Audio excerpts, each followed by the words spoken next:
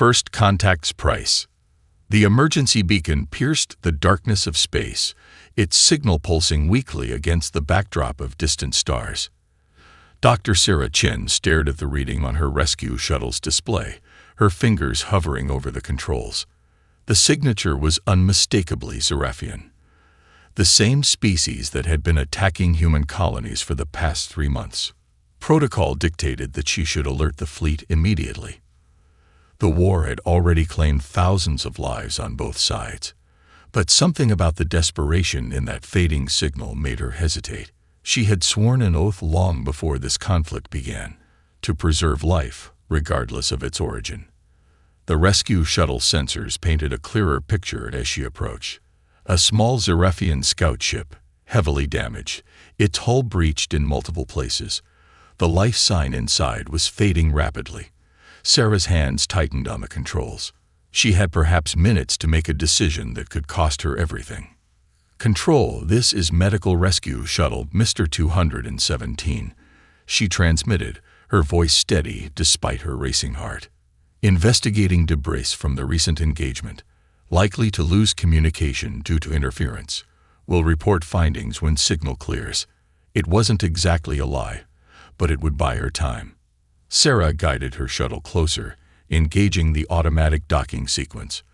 The Seraphian vessel's airlock was still functional, barely. As she suited up in her EVA gear, she ran through everything she knew about Seraphian physiology from the limited medical data available. Their biology was remarkably similar to humans in some ways, completely alien in others. The airlock cycled, and Sarah pushed through into the Seraphian ship. The interior was bathed in the dark red of emergency lighting, and the air was thin. Their life support was failing. She followed her scanner's readings to the bridge. The Seraphian warrior lay slumped over their command console. They were larger than Sarah had expected, their iridescent scales dulled by injury, and their powerful frame made vulnerable by a severe wound in their side. As Sarah approached, their head snapped up, 4 eyes focusing on her with startling intensity. They spoke, their translator struggling to function. "Human. Finish it quickly." Sarah activated her own translator, keeping her movements slow and deliberate. "I'm a doctor. I'm here to help." The Seraphian's laugh was more like a cough, spattering dark fluid across the console. "Why? We are enemies.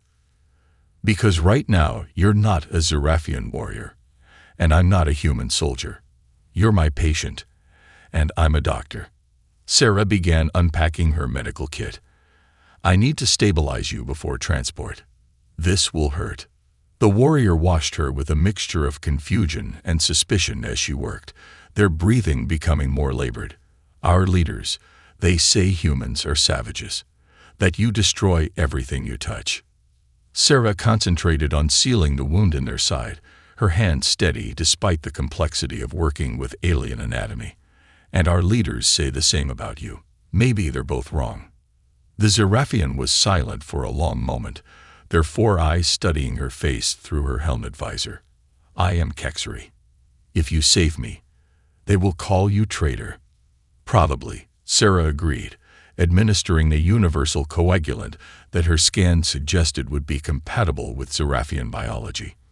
"I'm Sarah, and right now, I'm more concerned with keeping you alive than what anyone will call me." As she worked to stabilize Kexri, Sarah's mind raced through the implications of her choice. Best case scenario, she would face a court-martial. Worst case, she could be charged with treason. But as she watched the Seraphian's vital signs begin to stabilize, she knew she couldn't have made any other choice. The next challenge would be getting them both back to her shuttle without being detected. The debris field from the battle provided some cover, but it wouldn't last forever. Sarah finished applying the last seal to Kexri's wound and began preparing them for transport. "Why do you risk so much?" Kexri asked as she worked. "Our peoples are at war."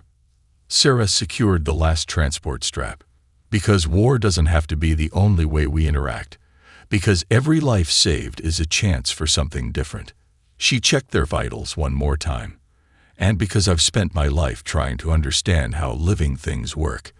It would be a waste to let someone die just because they're different.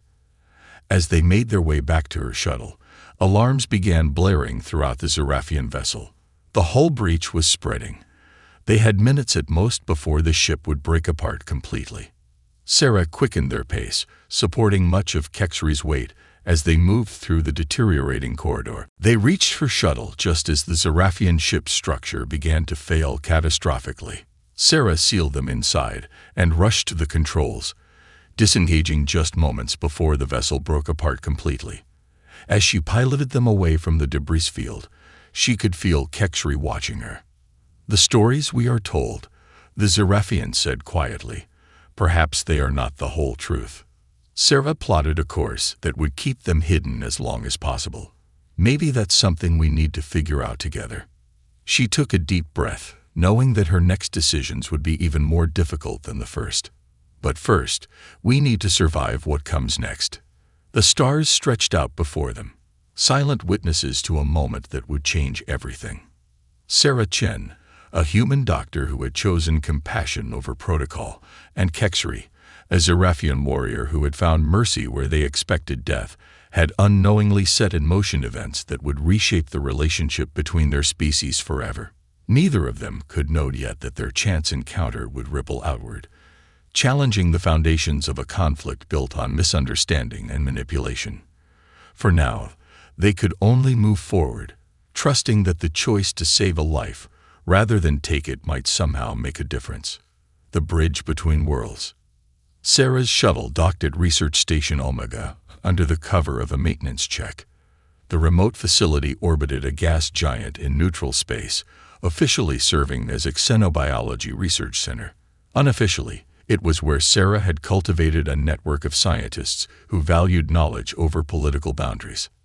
Dr. James Martinez was waiting in the airlock, his weathered face creased with concern. His eyes widened at the sight of Kexri. "When you said you needed urgent help with a sensitive patient, I didn't expect." He trailed off, already reaching for his medical scanner. "James, I need your word this stays between us," Sarah said as they transferred Kexri to the medical bay. The Zerafian was conscious but weakened, their scales having taken on a concerning pale hue. "You know what this means, Sarah. If anyone finds out, I know exactly what it means," she interrupted, helping Kexri onto the examination table. "But right now, we have a patient who needs our help." James studied her for a long moment before nodding. "The whole station's running on a skeleton crew right now. We should have at least 48 hours before anyone asks questions." They worked through the night, combining their knowledge of xenobiology with Kexri's own insights about their physiology. The Zerafians' wound was complex. Their internal structure had been damaged in ways that challenged everything they thought they knew about their species. As dawn broke over the station's artificial day cycle, Sarah found herself alone with Kexri, monitoring their vital signs. The warrior's color had improved, but something in their expression suggested troubled thoughts. "You're wondering if you made a mistake," Sarah said quietly. "Trusting a human." Kexri's 4 eyes focused on her. "I am wondering if I have betrayed my people by allowing you to help me." And yet, they gestured to their healing wound. "Your actions defy everything we have been taught about humans. It unsettles what I thought I knew." Before Sarah could respond, James burst into the medical bay, his face pale. "We have a problem. A Zerafian warship just entered the system. They're demanding to search the station." Sarah's heart raced. "How did they?" "The beacon," Kexri said grimly. "My ship's emergency beacon. They must have traced it here." They struggled to sit up. "I must surrender myself. I cannot allow others to suffer for my—" "No," Sarah said firmly. "There's something bigger happening here. This war, it started too quickly, escalated too fast. Both sides claim the other struck first, but the evidence doesn't add up." James looked between them. "What are you saying?" "I'm saying that maybe there's a reason why both our peoples are so convinced the other is the enemy. Why every attempt at diplomatic contact has failed." Sarah turned to Kexri. "You're a warrior. Haven't you noticed anything strange about this conflict? Moments where the intelligence didn't quite make sense. Kexri was silent for a long moment. There were inconsistencies, reports of human attacks that didn't match your known capabilities, orders that seemed to deliberately escalate situations that could have been resolved peacefully. Exactly, Sarah said. And we've seen the same thing. Reports of Zerafian aggression that contradict everything we've learned about your culture's warrior codes. The station's alert system blared to life. The Zerafian warship was preparing to dock. James ran his hands through his hair. Even if you're right, we're out of time. They'll tear this station apart looking for their missing warrior. Then we give them what they're looking for, Sarah said, an idea forming. But not in the way they expect. She turned to Kexri. You said your people value honor and truth above all else. What if we could prove that both our species are being manipulated? You have evidence of this. Not yet, but this station contains decades of research on both our species, biological, psychological, cultural. If someone wanted to engineer a conflict between us, this data would show how they did it. Sarah met Kexri's four-eyed gaze. But I'll need your help. Your knowledge of Zerafian military protocols, combined with what we've learned here. The sound of docking clamps engaging echoed through the station. They had minutes at most. Kexri's scales shifted, displaying a pattern that Sarah had learned indicated deep thought. To die in battle is honorable, they said finally. But to die for a lie, that is a waste of life. They straightened, wincing slightly at their still healing wound. What do you need me to do? Sarah quickly outlined her plan. It was dangerous, potentially suicidal, but if they succeeded, they might find the proof they needed to stop this war before it claimed more lives. James shook his head, but began gathering the necessary equipment. You're either brilliant or insane, Sarah. Possibly both. Sometimes that's what it takes to change things, she replied, preparing for what came next. Sometimes you have to be crazy enough to try the impossible. The sound of armored footsteps echoed down the corridor, growing closer. Sarah, James, and Kexri shared a look of understanding. Whatever happened next would either end in their deaths or change everything. There was no middle ground left. Sarah took a deep breath, squaring her shoulders. They were about to attempt something unprecedented. A human doctor, a Zerafian warrior, and a research scientist working together to uncover a truth that could save both their species. If they failed, they would be labeled traitors. If they succeeded, they might just build a bridge between worlds that no one thought possible.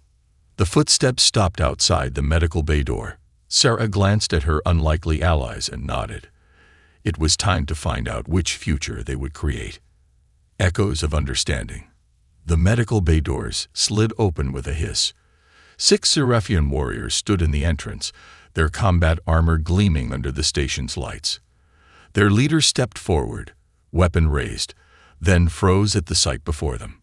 Kexri stood tall despite their injury, their scales displaying the formal patterns of a military ceremony. Commander Vexthu, they said, their voice carrying the weight of authority. I invoke the right of discovery. Sarah watched the commander's 4 eyes widen. The right of discovery was ancient Zerafian law. When a warrior discovered something that could affect the entire species, they could demand an immediate audience with the high command. To deny such a request was considered dishonorable. You dare invoke such rights while standing with humans. Vexthu's scales rippled with anger. You are wounded, possibly compromised. I stand with those who saved my life and helped me uncover a truth that threatens both our peoples. Kexri interrupted. Will you honor our laws, Commander, or prove that everything we fight for is already lost? The tension in the room was thick enough to cut. Sarah held her breath, aware that the next few seconds would determine whether they lived or died. James stood beside her, outwardly calm, but she could feel him trembling slightly. Finally, Vexthu lowered their weapon. Speak your truth, warrior Kexri. But know that if this is a deception, the punishment will be severe. Show them, Kexri said to Sarah. She stepped forward, activating the holographic display. Data scrolled through the air, battle reports, communication logs, biological analyses. 3 months ago, both our species received evidence that the other was preparing for war. But look at these attack patterns. She highlighted several battles. Every engagement was precisely calculated to escalate tensions while minimizing actual casualties. The attacks targeted symbolic locations, communication hubs, cultural sites, but always with advance warning, always with just enough time for evacuation. That proves nothing, Vexthu said, but there was uncertainty in their voice. Then explain this. James brought up another display. We've been studying both human and Seraphian biology for decades. These research logs show that someone accessed our databases months before the war, downloading everything about our physiological stress responses, cultural pressure points, and psychological triggers. Someone engineered this war, Sarah continued. They used our research to determine exactly how to manipulate both species into conflict, and they're still doing it, feeding both sides just enough intelligence to keep us fighting without either side gaining a decisive advantage. Kexri stepped forward, their movement causing them to wince slightly. I have seen our casualty reports, Commander. Haven't you wondered why they don't match the humans' supposed savagery? Why every battle ends in stalemate despite our superior numbers? Before Vexthu could respond, the station's emergency alerts blared to life. James rushed to a console, his face paling. Multiple ships just dropped out of FTL. Their signatures, they're not human or Seraphian. The station shuddered as something locked onto it. Sarah's blood ran cold as she recognized the energy signature. Those are Nexus Corporation ships. They're supposed to be neutral merchants, but they're the ones, Kexri said grimly. They've been selling weapons to both sides, always maintaining the balance of power. They must have detected our discovery. The station rocked with the first impact. Vexthu barked orders into their communicator, their warriors moving to defensive positions. If what you say is true, we cannot allow this evidence to be destroyed. The primary data core, James said quickly. We can transfer everything there, but we'll need to reach the central computer chamber. It's 3 levels down. Another blast shook the station. Warning lights flashed as sectors began losing pressure. Sarah could hear the screech of cutting tools. They were being boarded. My warriors will buy you time, Vexthu declared, surprising everyone. Get to the data core. Find the proof we need. Their scales shifted into battle patterns. If we have been deceived, let us show these manipulators the true cost of earning both our people's wrath. Sarah quickly gathered what she needed from the medical bay. They'd likely face opposition. James downloaded what he could to portable drives, while Kexri checked their weapons. They had minutes at most before the station would be overrun. Why help us? Sarah asked Vexthu as they prepared to move out. You could simply arrest us all. The Seraphian commander's eyes gleamed. Because you saved one of our own when you had no reason to. Because you sought truth instead of victory. They raised their weapon as distant weapons fire echoed through the station. And because if someone has truly manipulated us into killing each other for profit, they deserve to face justice from both our peoples. The station shuddered again as more boarders breached the hull. Sarah looked at her unlikely allies, a wounded Seraphian warrior, a dedicated scientist, and now a squad of enemy soldiers who had become temporary friends. Together, they represented something unprecedented. Cooperation between species who were supposed to be bitter enemies. Stay close, Vexthu ordered as they moved out. The path to your central computer will not be easy. Sarah checked her medical kit one last time. Nothing worth doing ever is, she said, earning a grunt of approval from the Seraphian commander. They moved through the station's corridors, hearing the sounds of battle growing closer. Somewhere above them, Nexus Corporation forces were fighting their way in, desperate to destroy the evidence before it could expose their manipulation. But they had underestimated the power of truth and the strength that could come from bringing former enemies together. As Sarah followed her companions deeper into the station, she realized that this was humanity's real strength. Not the ability to fight, but the ability to forge connections, to heal instead of harm, to turn enemies into allies through understanding and trust. The real battle was just beginning, and its outcome would determine not just their survival, but the future relationship between their species.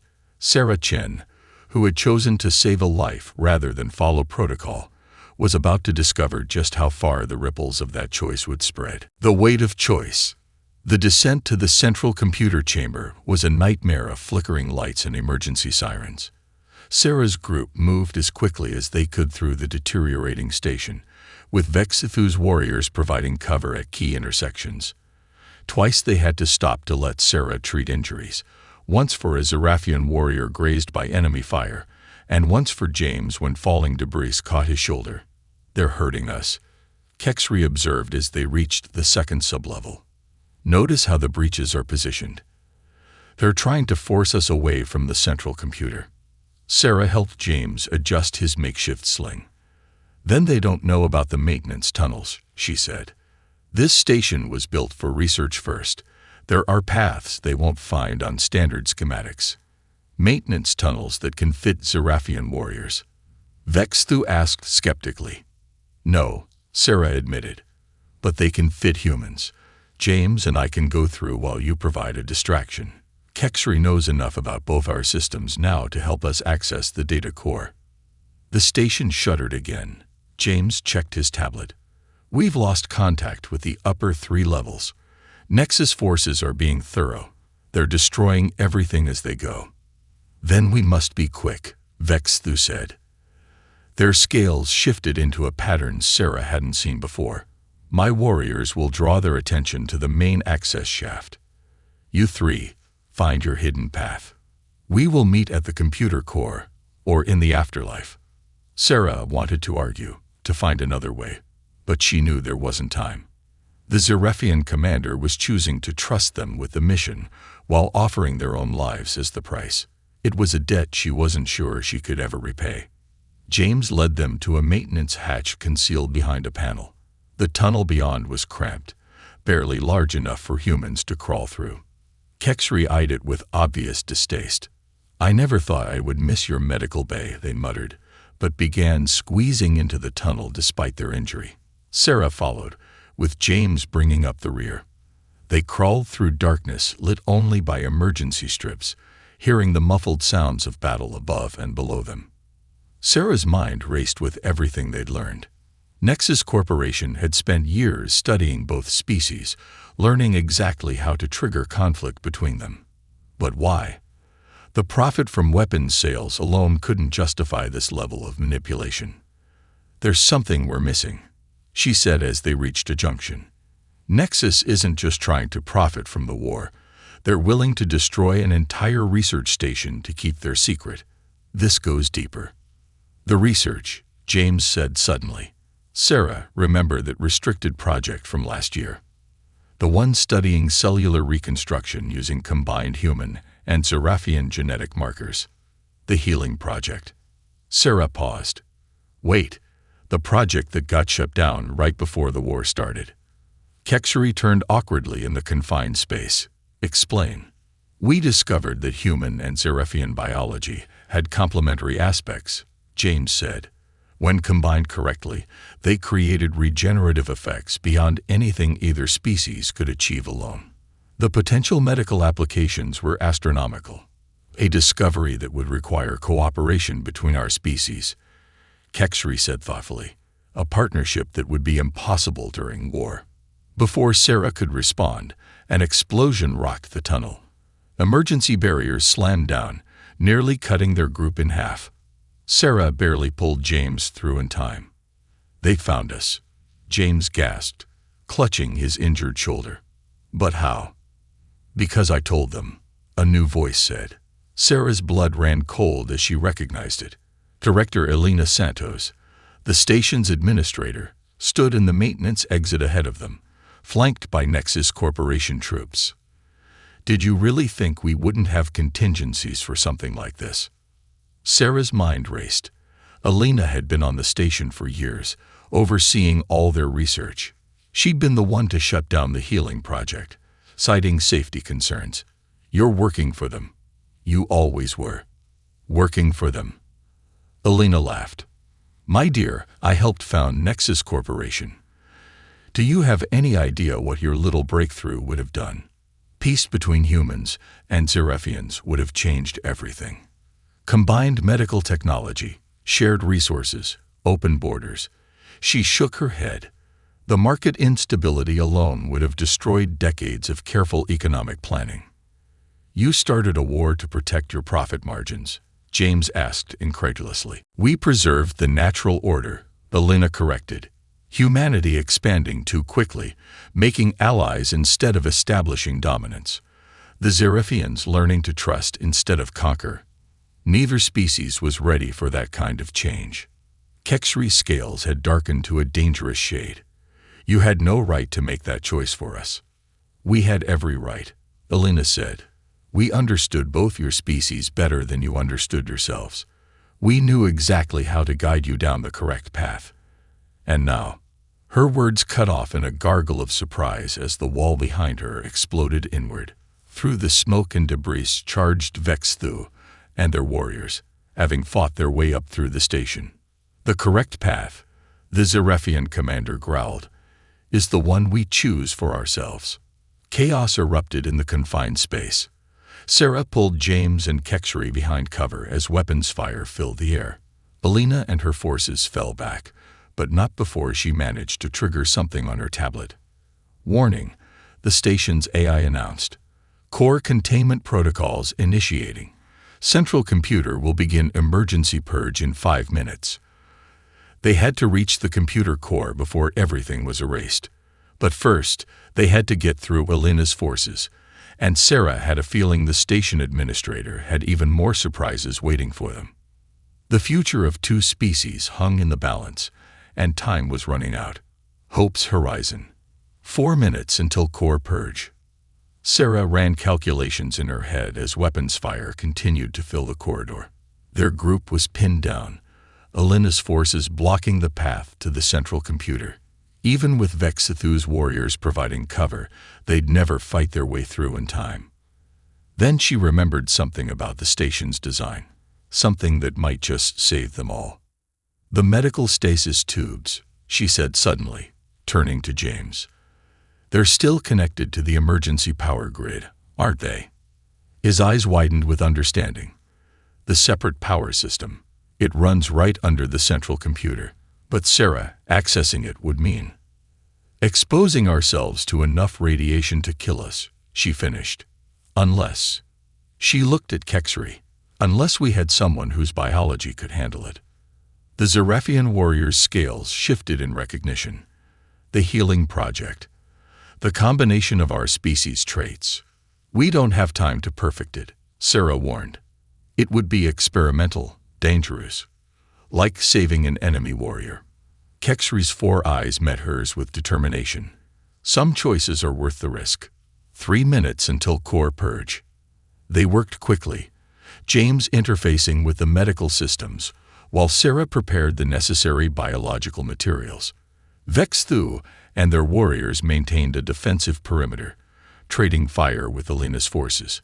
You can't stop progress forever, Alina. Sarah called out as she worked.